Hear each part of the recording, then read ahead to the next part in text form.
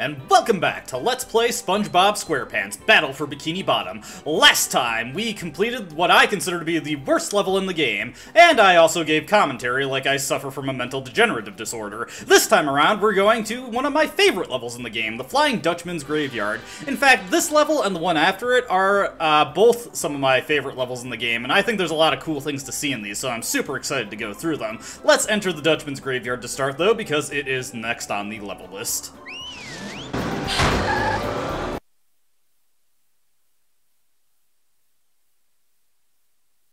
The graveyard of ships.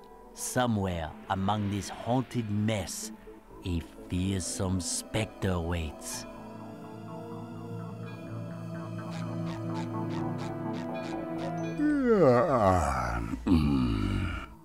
Oh, yes. Who dares disturb the Flying Dutchman? It's me, SpongeBob, sir. I don't need any cookies. But I'm not a Shell Scout. Look, kid, I'm too disturbed to scare the bejesus out of you right now. Come back later. What's the matter? It's these darn robots. They've thrown me off my own ship, they have. Being thrown off your own ship is like having your pants pulled down in front of casual acquaintances. It's a sad, sad thing. Now those robots have got their own pirate ship, and they're blasting away at each other. Is there anything I can do to make you feel better? Well, now that you mention it, get up to my ship and use the cannons to single-handedly defeat the robot ship. Any questions? Is that adorable hat available in a size 3? No, but if you do this, a golden spatula be your booty. Now get going. Well, that was an illuminating conversation, actually. I thought that was pretty funny. But, we can consider this level something of an apology for the previous SpongeBob game, SpongeBob SquarePants Revenge of the Flying Dutchman, which is, not a very good game. Look that game up on your own time, because I'm definitely not going to be playing it for this channel.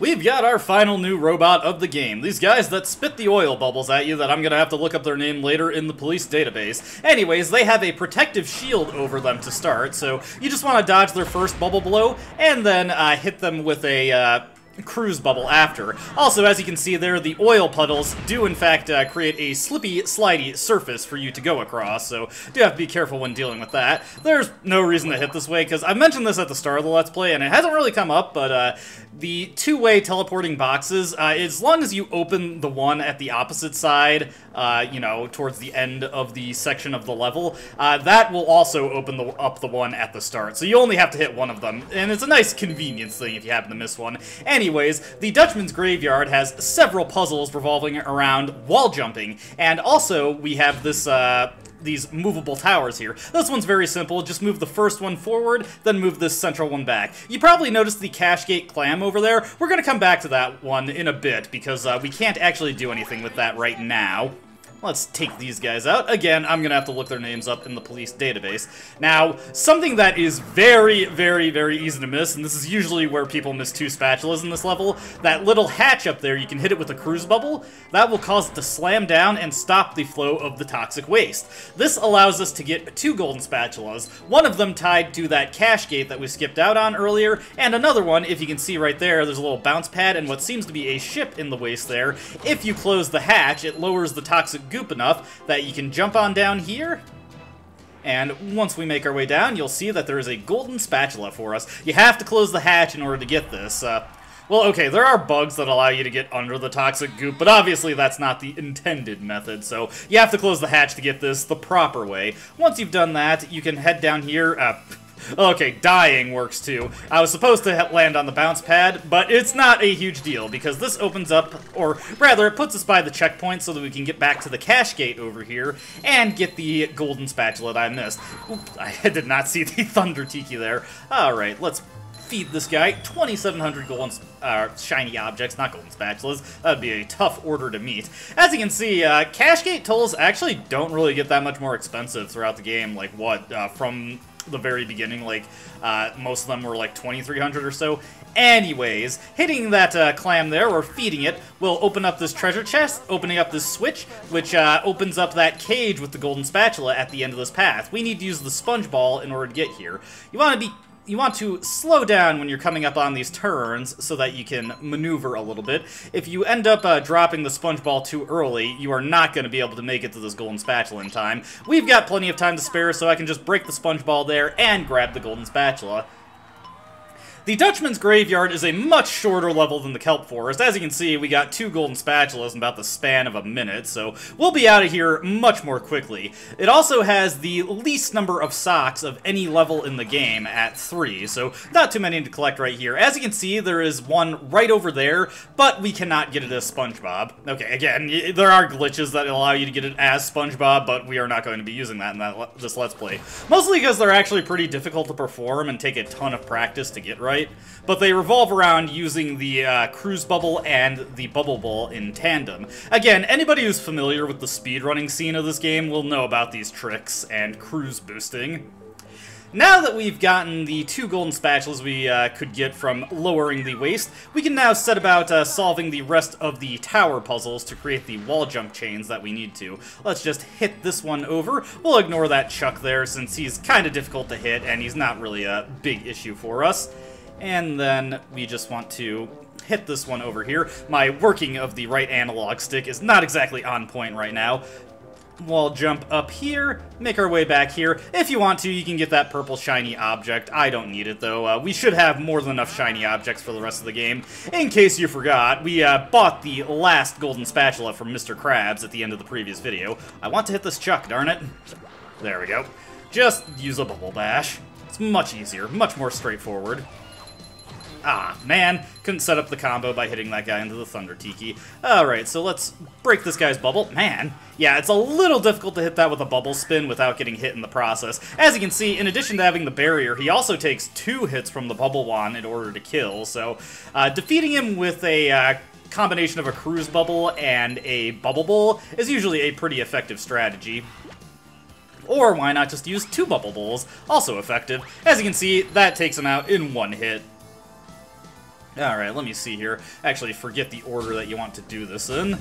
I think next we want to move this one over, then move this, and then move this one in the center back. So this one is actually has some thought into how you hit the towers. You can't just hit all of them and then expect it to come together. Heading over this way, as you can see, little switch here, just bubble bounce onto that.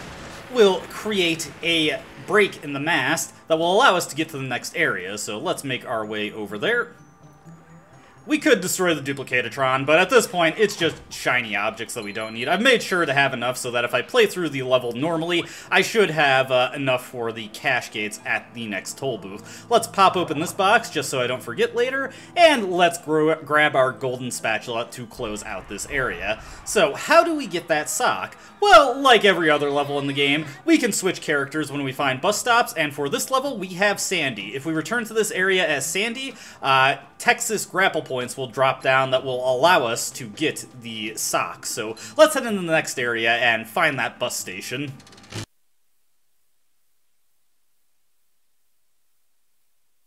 Ahoy there, Mr. Squidward! Swab the poop deck! Yes, hilarious. Don't you have a platinum whisk to get? That's golden spatula. Whatever. There's one up there. Alright, well, that was a simple conversation. Thank you, Squidward. Actually, a platinum whisk sounds kind of cool, not gonna lie. Oh, that was terrible. It's okay, it's okay. Oh, God! This has just been a comedy of errors. Okay, that guy's taken care of. Let's get these Thunder Tikis going, drop that Stone Tiki down. Even this late in the game, I still like to set up nice Tiki combos so that we get a ton of shiny objects. And it's cool when I whack robots into each other. As you can see, there is our bus stop, and we do need SpongeBob to go forward, but why don't we switch to Sandy and just make our way back to the first area real quick. Alright, as you can see, back here as Sandy, the swing points have appeared. Rather unceremonious. There's no switch or anything you have to hit to get these to drop, and honestly, I'm kind of not a fan of that decision, because you just have to know to come back here as Sandy in the hope that those swing points will be there, which I think is kind of bad design, but whatever, it's what they decided to do for this level. Anyways, let's just use the taxi travel in order to warp ourselves back to the second area and resume playing as SpongeBob. Just take these guys out, quickly get that guy before he blows. Don't want to have to deal with that. And once again, make our way across these little platforms here. As you can see, we are recouping most of our losses from the first cash gate, which is pretty helpful because we do have another one to pay. Alright, heading to this section of wall jumping here. This level has by far... Oh, whoops. Reverse the analog stick a little too early. This level has by far the most usage of SpongeBob's wall jumping ability. You don't really see it too much throughout the rest of the game. You'll only see it in like one area if you see it at all, so it is kind of cool to have a level that's based around that mechanic. Of course, some people might find it a little problematic, because this game, as you probably noticed, doesn't exactly have the cleanest wall jumping in the world, but I think it's well enough, and I can appreciate that there's at least one level that makes good use of the mechanic. Good being a relative thing here. Anyways, once we reach the top, another bus stop awaits us, allowing us to switch to Sandy, who can then swing across here. Good stuff, good stuff. Seeing a lot more wall jumping notices over there. Now, something that's easy to miss is that inside the hull of this ship right here is the second sock of the level. We've got 2 of 3 here, so we're doing pretty good. And of course, we've got a Chuck harassing us, but he's not quite as bad as the one that was in Sand Mountain. That was quite the problem. Of course, I say that, and he is just absolutely whooping me right now, but that is something that happens. You just gotta deal with it. He's got laser precision. He is an excellent sniper. He should join the Marine Corps and the Navy SEALs. I wonder if the SpongeBob universe has an active Navy. Things you have to wonder about. Does war exist in the SpongeBob universe? I mean, he did have in that one episode revolving around the boating school, he did get that instructor who was like a sergeant guy. I don't know if he was like Stolen Valor type of guy or anything. Anyways, this is another wall jumping segment where, as you can see, the wall pushes out. So I was just waiting for that to retract all the way back in so that we could make the wall jumps. You get just barely enough time to make it before it pushes you out. Now we've got a unique application of wall jumping here, using wall jumps as a means of forward momentum, jumping between these 2 walls here in order to make our way forward. They kind of lowball it with you on this first one, and of course I screw it up because I was trying to be stylish and make it at the minimum distance possible. But there is a ship there to catch you should you fall. We are not going to get the luxury with the next one right over there. Oh, woof. I'm always nervous when I get hit near a ledge, because the knockback in this game is ridiculously random. Sometimes you just get pushed back a little— No! No!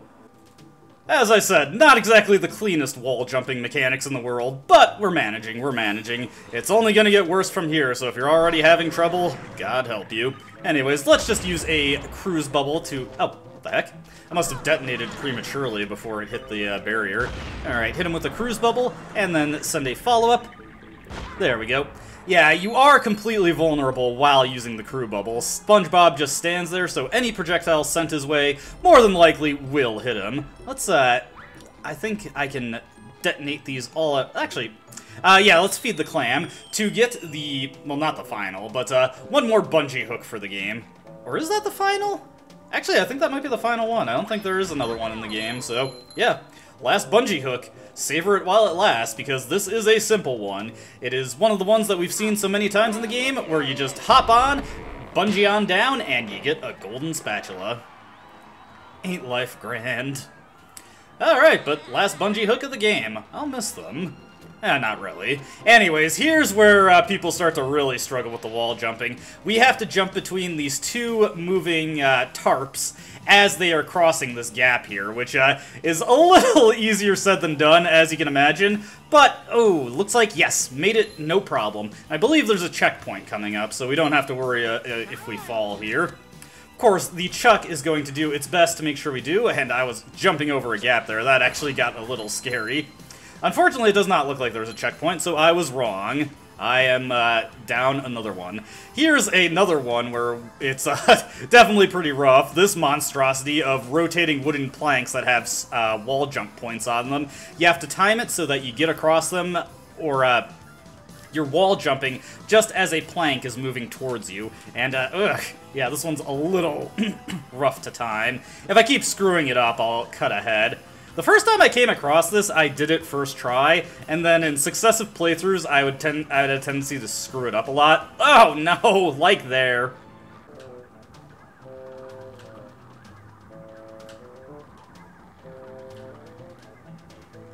I swear I've done tons of practice playthroughs of this game. Let's send this coffee bot into the... No, I wanted to send him into the tikis there. Well, we can still set up a decent combo.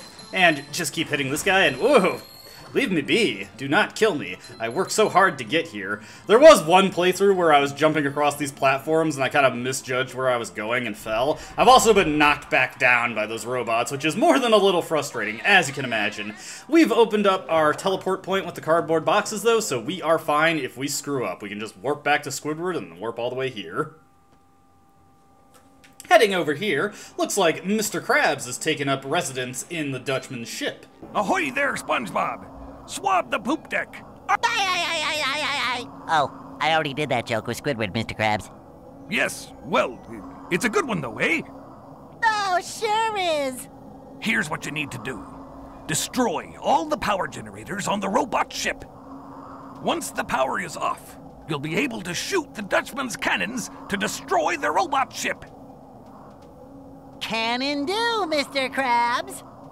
This game is suddenly canon. Well, actually, the writers of the series have confirmed that this game is non-canon. Oh no! Already starting this off with a disaster.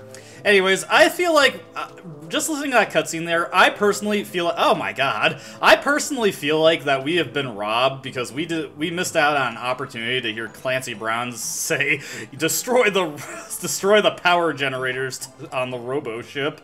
I don't know, to me that would just sounds really funny. Like this weird pseudo sci-fi scenario in a SpongeBob game. Anyway, we've got quite a few things to deal with in this area. First off, we have to line up the cannons so that we can fire them, but as Mr. Krabs helpfully informed us, there are also power generators on the robot ship we need to destroy. Also, this is a... No! I should have, cruise bubbled that guy before I attempted to cross. I'm getting a little too eager here. I want to destroy those power generators, but yes, we have cannons to activate. Ah, no! Oh goodness, this is not going well. I don't usually have problems like this, I promise you. Let's wait for the Chuck to... Chuck, throw it. Throw it! There we go. There's a bit of a delay between throwing missiles, so we can get across no problem. I'm just so eager to show off everything in this area that I'm letting myself get careless. Anyways, we've got the cannons to activate, and we also have the power generators to destroy.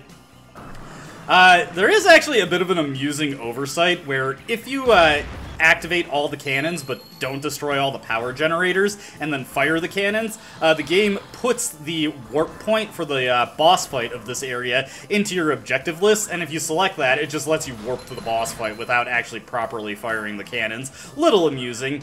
Anyways, there's a Duplicatatron out of reach here, constantly dropping hammers on us, trying to make it hard to deactivate the power generators. Now what you're supposed to do is hit the paddle wheel with a bubble bowl to drop down a platform, then use this bus stop over here to switch to Sandy. The paddle wheel platform will raise Sandy up and allow her to reach the grapple point. However, because of the rather generous hit detection for grapple points, you actually can just jump up and swing to them without lowering the platform, and that's what I prefer to do, because honestly, lowering the platform is just really annoying and tedious. As you saw in the Kelp Forest level, I am not a fan of these missions where you have to switch between characters to accomplish objectives, just because it's really slow and annoying.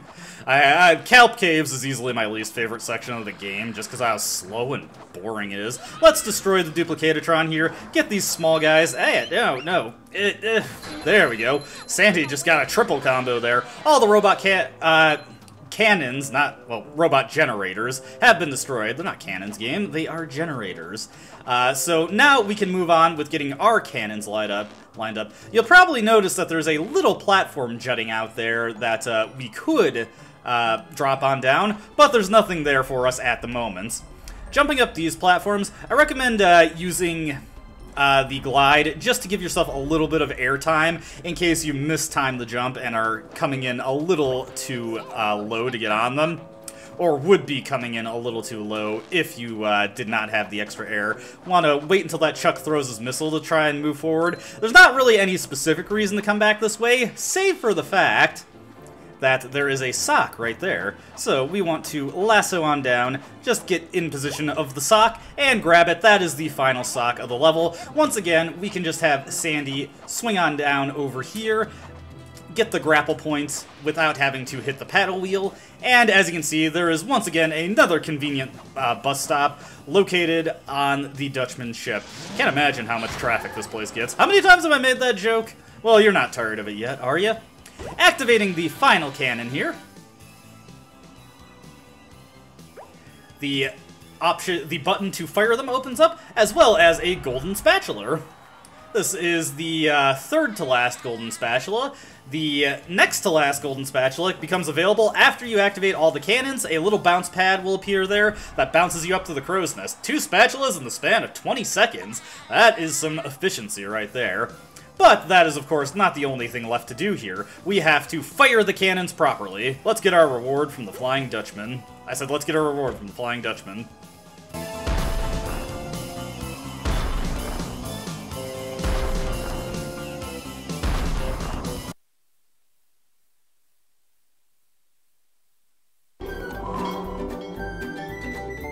We did it! We got your ship back and defeated the robots! That you did! But now that I look at it, I think I'll keep this golden spatula. It's so nice and shiny. It reminds me of my first buried treasure. But what about our deal? Never make a deal with a ghost.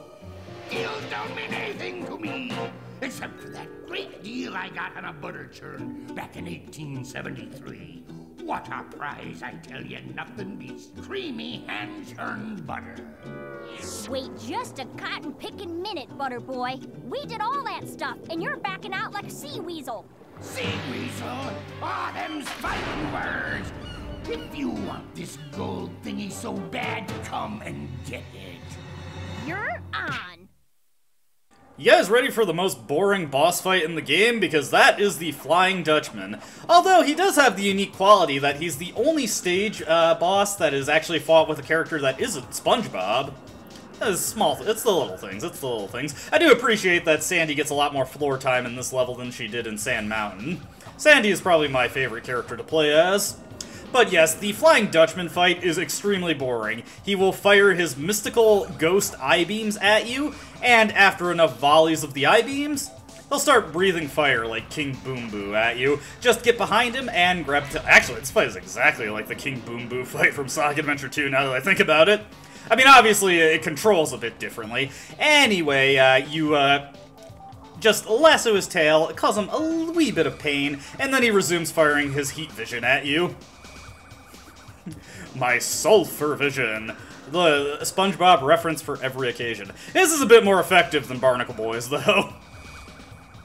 But yes, this fight has the exact same pattern for the entire thing. The only difference is that he fires more I-beams at you as the fight goes on. They are not particularly difficult to dodge, as you can see. So yeah, after 3 salvos on the second phase, you just, once again, jump over his fire breath and then lasso his tail. And after he gets to soothe the pain in his ghostly tail,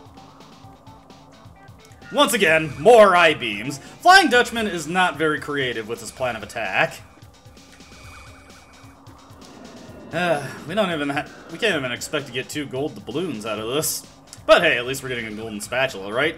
Just as good as golden doubloons, in my opinion. And certainly a fair sight better than plastic! I believe we have another wave of I-beams to go before we can finally hurt him again. Yes.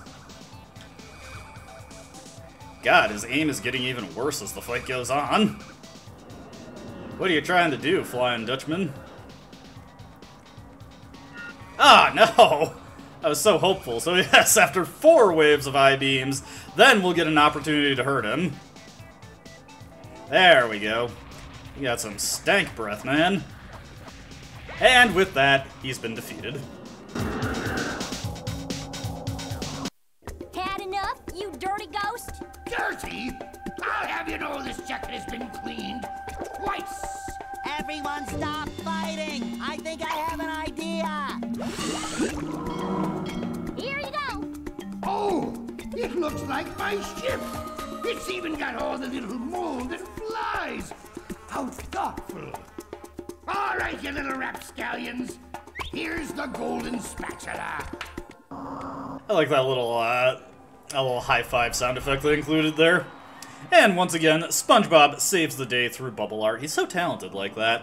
But with that taken care of, we are done with the Flying Dutchman's Graveyard. Got everything that is available for us. There is just one last level to do, SpongeBob's Dream. And it is probably the most varied and exciting level in the game. I'm definitely eager to play through it. We have no more Golden Spatulas to buy from Mr. Krabs, but he takes us right by SpongeBob's Dream, so may as well teleport to him, right? To access SpongeBob's Dream, of course, you just have to go to the big exit circle inside here and enter it by pressing the R trigger. Exciting, and isn't that just such a diverse way to enter a level? But that is where we're going to leave this video. When we come back, we're going to go into the world of dreams. See you then.